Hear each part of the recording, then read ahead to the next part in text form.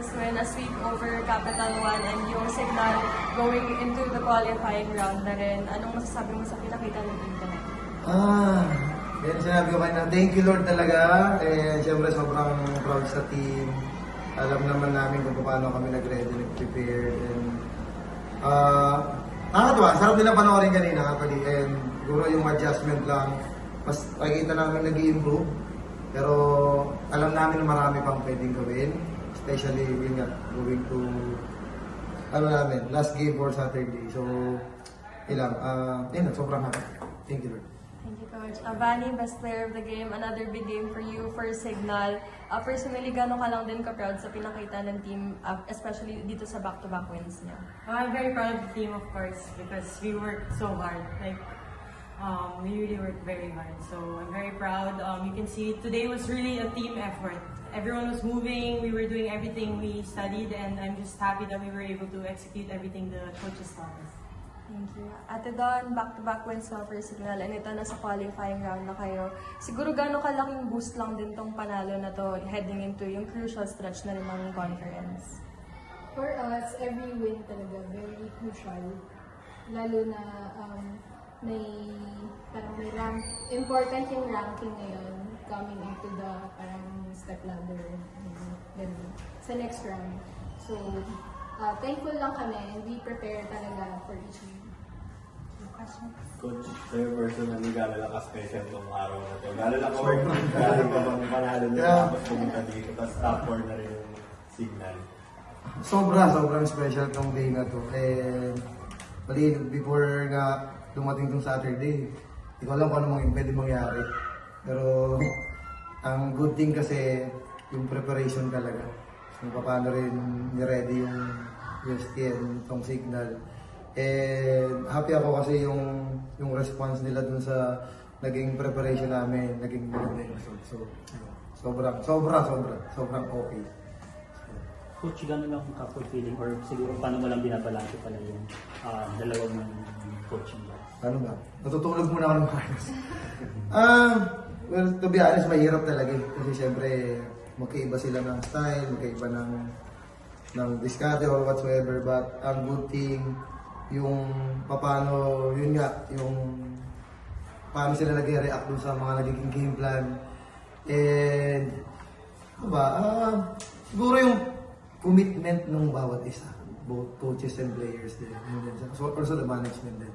Na talagang alam namin laging nandyan. So, ayun. And kailangan talaga yun yung mas ma-improve pa namin and pagbutihin pa namin.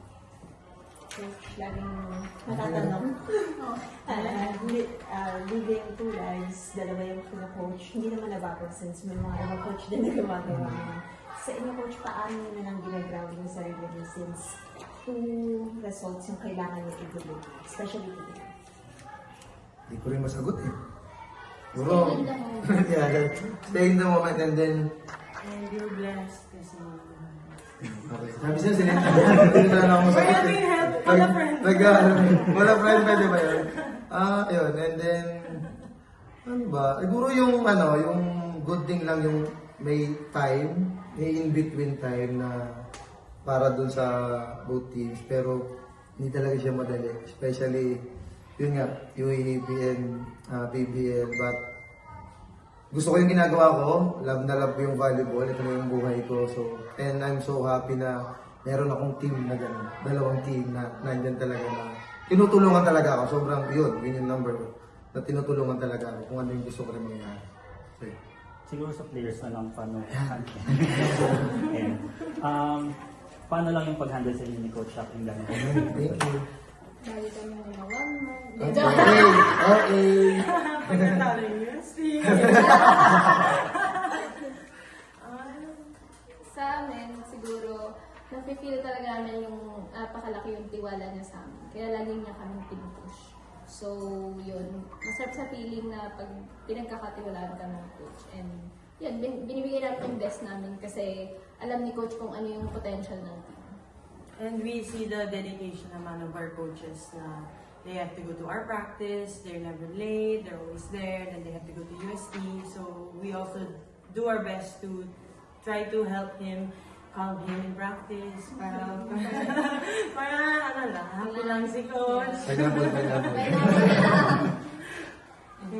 Lasal, UST, Ateneo. Siguro may mga banter ba behind the scenes or wala naman? Wala naman. Coaches! Pag Adamson yung kalaban nila, pukbuk sila kay Ishi. Uy, hindi ako. Wala, fun lang. Pero we support din naman, of course, our teams. We support the Sharks teams. Thank you. Sa players yun nga, babalik yung All-Star sa PBL. Ano lang pakiramdam na mayroon na ulit na ganun na event na may All-Star na tayo. Go, Bani. All-Star. Siguro, it's a way of giving back to the fans. Na makita yung mga volleyball idols nila and parang show them a different side of us. Sa'yo, Bani, same question. Copy paste. It's gonna be fun, of course, because we get to, well, if we're part, we get to experience playing with other teammates, other players from different teams, and then for sure it's gonna be a fun experience, like the PBA. Coach, yun nga last game before the qualifying round, Creamline, pareho kayong top team. So, paano lang yung magiging mindset heading into that game? Mindset. Ay, pag-aaralan namin sila mabuti. Alam naman natin kung paano sila maglaro. And enjoy namin kung anong meron kami today. And puro yung recovery talaga. And preparation. Kailangan din namin. So, yun lang. Yun lang muna for now. Thank you. Coach. Thank you, everybody. Congrats.